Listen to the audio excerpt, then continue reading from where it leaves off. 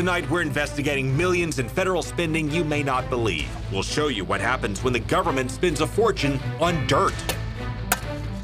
That's our 4 inches of topsoil. How do you like it? Plus, we have some big changes in Cuba. Trump spends the day in Mexico, and Scott Smith spends another night trying to guess what happens next. This is Money, Power, and Politics. Well, first, only Nixon could go to China, and now only Donald Trump could go to Mexico, especially after what the former president of Mexico said about Trump and his wall. I'm not going to pay for that wall. Well, Trump did not allow the traveling media to go with him to Mexico. He's taking a big political gamble here, especially since he said Mexico is not our friend and accused it of shipping killers into our country. They're bringing drugs, they're bringing crime, they're rapists. Bottom line, Trump is trying to look presidential and show that he can talk tough and move the ball, as Nixon did when he opened the door to China after fighting a proxy war with China, and as Reagan did when he called the Soviet Union an evil empire, then struck a chord with Mikhail Gorbachev. Mr. Gorbachev, tear down this wall. Except Trump wants to do it in reverse. Mr. President, pay for this wall. And to that end, he may come up a bit short. But he's trying to shore up his own base after waffling on deportation. We're going to prioritize getting people out of this country who have, in addition to being here illegally, have violated our laws. Trump's call to deport all people living here illegally shifted to focusing on what he calls the bad ones. And that's the challenge he's trying to overcome tonight, because conservative critics claim that he's now adopted Jeb Bush's position. Yes, they broke the law, but it's not a felony. Coming in as an illegal is an act of love. Remember that line? Okay, here's the context. Time after time, Republican leaders have been burned by their own base because their plans provided some form of amnesty. Essentially grant amnesty to a lot of illegals. This bill is the amnesty dream. Not to reward bad behavior with amnesty. So a while back, they stopped using the word amnesty and called it earned citizenship. They said that that meant that they would grant them the right to stay here only after paying a price for having been here illegally, like paying back taxes. But the base reminded them that's exactly what amnesty meant. Amnesty means that you've got to pay, a price for having been here illegally, and this bill does that. Then after George W. Bush, Mitt Romney came along and just tied himself in knots on this. Those 12 million who've come here illegally should be given the opportunity to sign up to stay here. They should be given no special pathway to citizenship or permanent residency. Should be able to sign up for permanent residency. They should not be allowed to stay in this country. And so in 2012, Republicans found a way to lose 71% of the Latino vote and lose the trust of the conservative base that's been fuming ever since 1986. I believe in the idea of amnesty for those who have put down roots and who have lived here, even though some time back they may have entered illegally. Yeah, Reagan signed off on amnesty for 3 million illegal immigrants, and conservatives say it was one of his biggest mistakes. Then President George W. Bush took another run at amnesty. Then McCain and Rubio and their gang of 8 tried comprehensive reform. Well, the base had enough of that, and Trump took off on the promise of walling off the nation and deporting all. Which is why his base winced when he went on Hannity and said some could stay if they pay back taxes.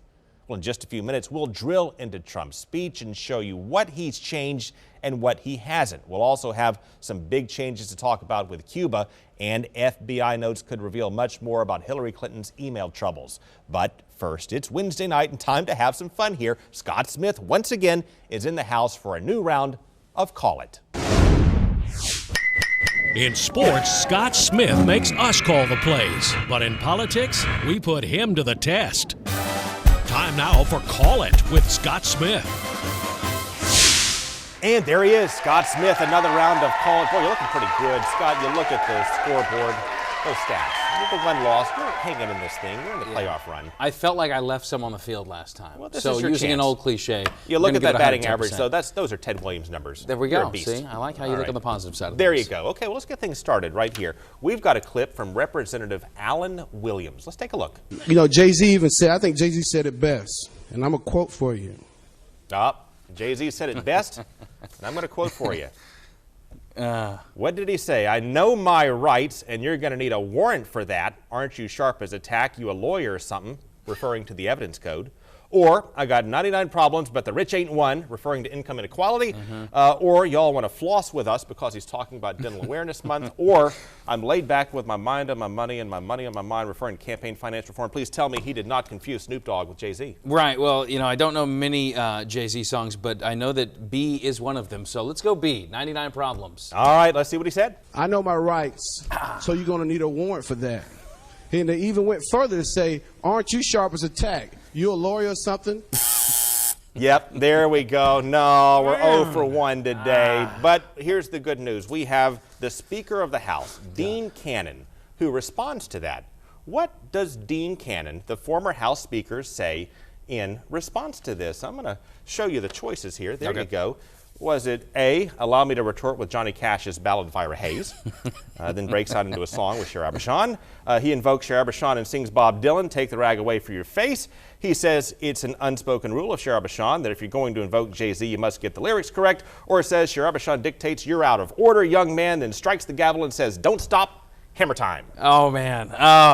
These are so good. Let's go. You want to see all of them, I know. I do kind of. Let's go C. Let's go C. If you're going to invoke Jay-Z, let's get the lyrics correct. Right. All right, let's take a look. It's an unspoken rule of Cher Abashan that if you're going to invoke Jay-Z, you must get the lyrics correct. In that song, it was the officer who said, aren't you sharp as a tack or something? You should try for lawyer or something. So I got you on that. Boom! Yes. All right, you're 1 for 1 so far. Good. This next one's a lot of fun. It's a lot of fun. It's Mitt ready. Romney. It's vintage. Okay. Yes. This is a question posed to Mitt Romney. Let's begin with this question. Take a look. Who would you pick to play each other in the movie? Let's see. All right. That face. Who does Mitt Romney pick to play his wife in the movie? Here are your choices here. Is it Anne Hathaway? Is it Natalie Schaefer, Lovey Howell from Gilligan's Island? Please tell me he didn't say that. Yeah. Is it Gene Hackman? Good grief, no. Or Carrot Top? Tell me he didn't say Carrot Top. Oh, man. I would love for it to be D, because that would just for the comedic value. But let's go A, Anne Hathaway. Anne Hathaway, the easy one. Take a look here. Well, you think about that. For me, my favorite actor is Gene Hackman, so I'd like Gene Hackman. Think about that. Of all the choices, he could have picked Angelina Jolie, he could have picked Scarlett Johansson, Jessica Alba, all safe, right? Yes. But no, absolutely. with his wife sitting right next to him, he says he wants Gene Hackman to play his wife. Now, I suppose he could have said James Cromwell, could have been worse, or Wilford Brimley, or maybe Vincent Schiavelli. That could have been a lot worse. But he's still in a little bit of a hole there. I think so. You know, the question now is, how does he dig out of the hole? What does he say? And here are the choices here. Does he say, A, I love Gene Hackman, what can I say? B, sorry, honey, I meant to say Gene Simmons. C, sorry, honey, I meant to say Gene Kelly. Yes. Or D, no, he didn't say, what was that movie he was in, Birdcage? Man, these are so tough. You want them all? Let's see. Let's go with A. I love Gene Hackman, what can I say? Love Gene Hackman, what can I say? What was that movie that he was in, Birdcage, where we actually... Cage. That guy tries to dig out of a hole by referring to a movie in which Gene Hackman dressed as a woman. Okay. See, I had not seen that is our next round here. Maybe not the best for you this time around. This is not good. We've got some good ones coming up next week, so we're going to give you a shot at this. Good. Looking forward to it.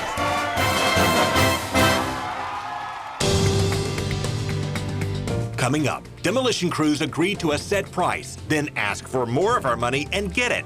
We investigate $100 million in questionable contracts. Then, after decades of isolation, we'll take you on the first commercial flight from Florida to Cuba.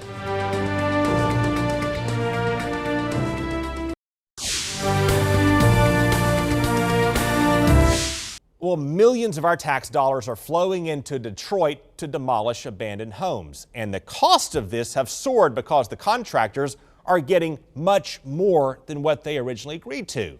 Well, the feds right now are looking into this, and so is our contributor, Charlie LaDuff.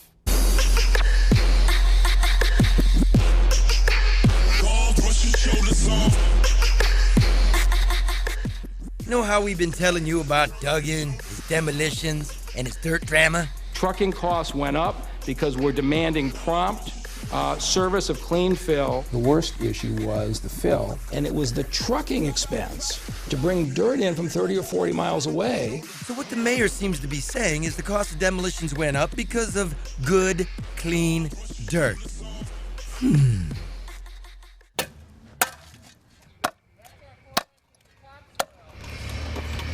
That's our 4 inches of topsoil. How do you like it? What do you know about the 4 inches of topsoil? I know about it, man, because I'm from the hood, man. I know, I'm educated. None of them have it.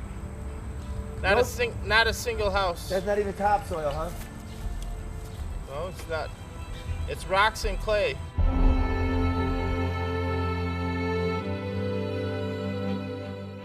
Back when Mayor Dave was doing the demos, there was no dirt drama. Back then, the law said that the whole hole had to be filled with dirt. Nice dirt.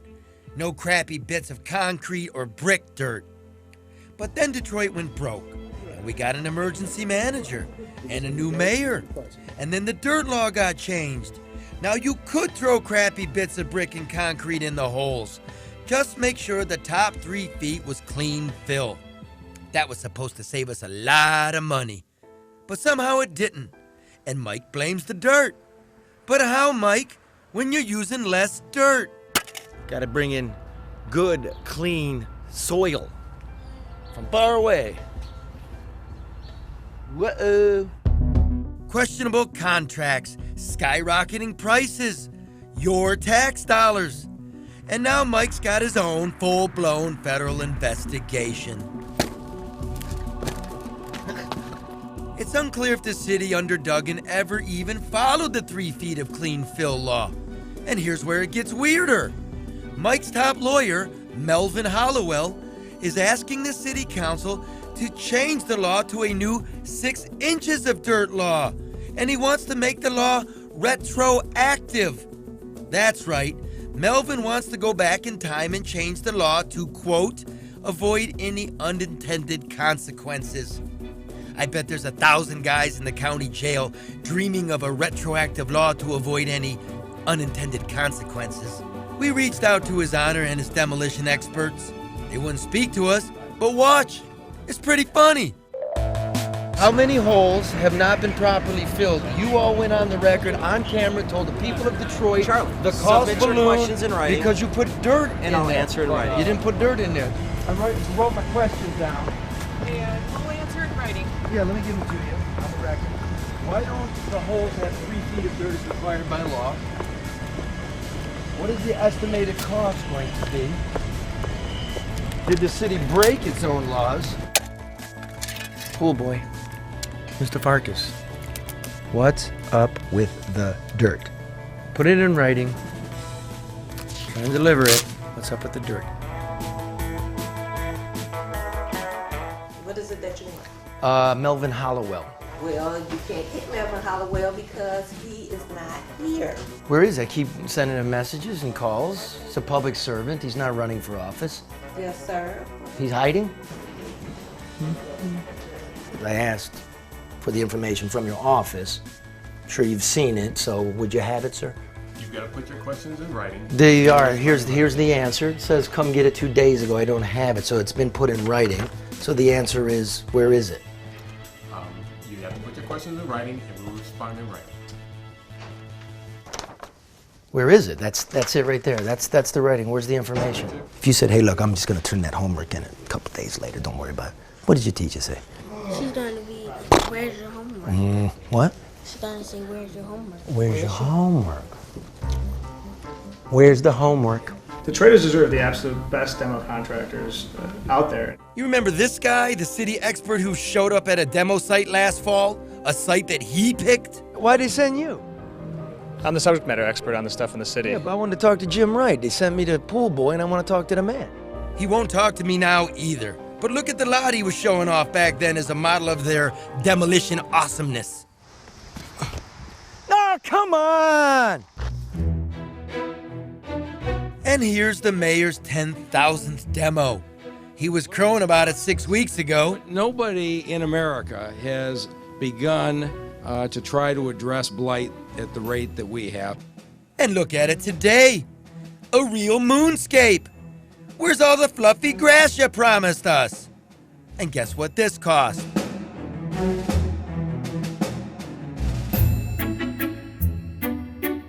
You might not be able to grow pumpkins in the mayor's lots, kids. You might not be able to play football on them either. But hey, don't worry about it. There's always a bunch of big rocks you can throw at each other. Thanks, Mr. Mayor! Come out of your badger hole, Mr. Mayor. Come on out, explain yourself. In words. From your mouth. Coming up, we've resumed commercial flights to Cuba, and we'll explain what that means for Florida and take a closer look at Donald Trump's flight to Mexico.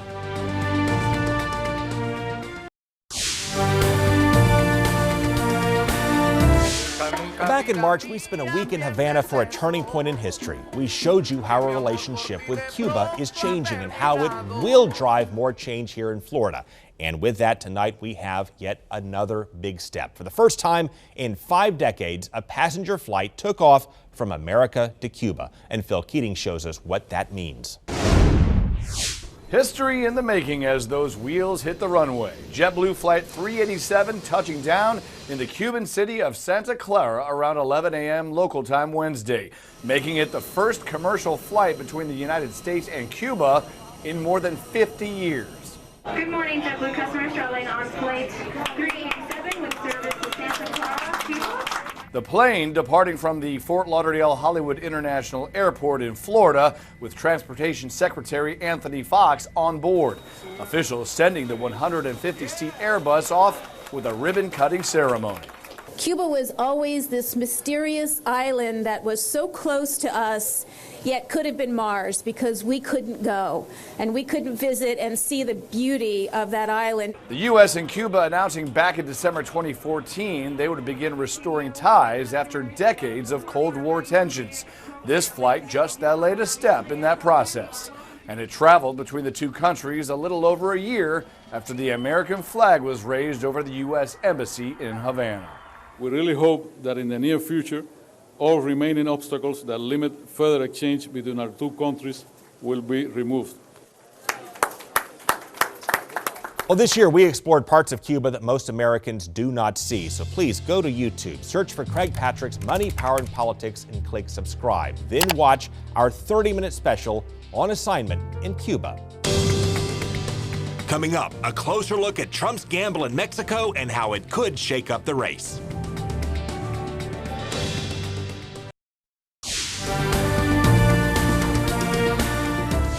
So in a nutshell, Donald Trump's position on immigration is that he launched his campaign on the promise of building a wall, and he says that promise still holds. He says in terms of deporting those living here legally, he will work in terms of priorities, focusing on criminals first. This is a big gamble for Donald Trump. We will see how it plays out in the polls later this week. Latest Fox poll shows Hillary Clinton up by 6 points. That's our show. We'll see you tomorrow night.